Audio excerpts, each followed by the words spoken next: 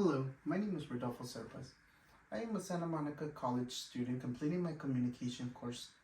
Today I will be presenting on the concept of hearing versus listening. I chose to present on this topic because I believe not many people understand the difference. Many believe hearing is the same as listening. See, you hear things, but listening is much more complex.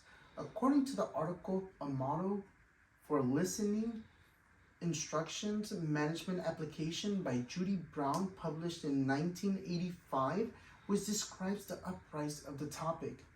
Paul Rankin in 1936 created a thesis at the University of Michigan which gained educators' attention to the subject.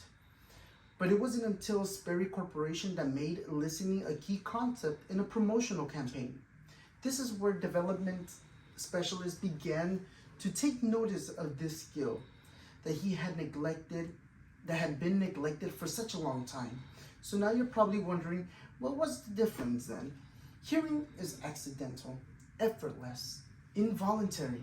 On the contrary, listening is intentional, voluntary, and focused. For example, if I was to ask you, the audience, what did I just say?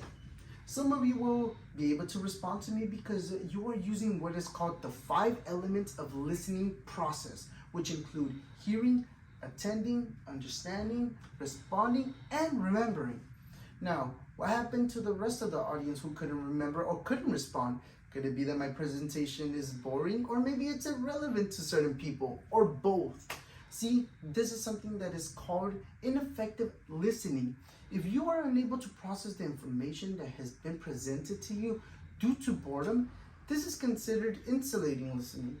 This is when a person shuts down when they find something is boring. Or let's say, rather than a pre-recorded presentation, this was an in-person presentation.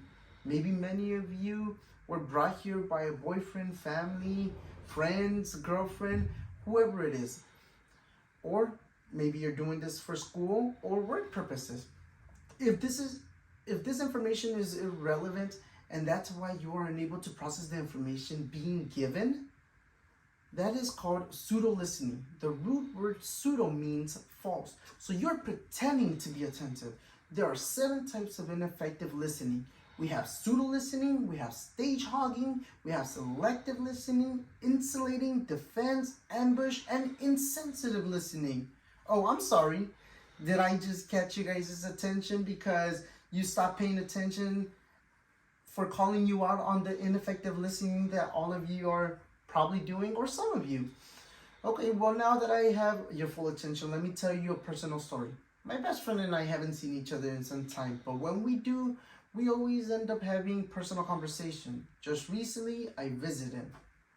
He was expressing to me that he no longer wanted to be with his girlfriend due to ongoing problems. I listened to him and also asked follow-up questions to comprehend the situation. At a certain point, I would also paraphrase his answers or thoughts to make sure that we were both on the same page. After listening, I would verbally express my thought from both perspectives. I analyzed the situation and gave him the advice that he needed to hear, not what he wanted to hear.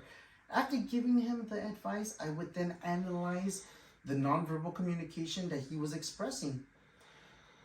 That would then show me not only did he accept the advice, but also that I was being a good listener. So moral of the story, to be a good listener, one must have what I call PQPSAAJ, or better known as prompt, question, paraphrase, support, analyze, advise, if needed or asked for, and judge his nonverbal and verbal communication.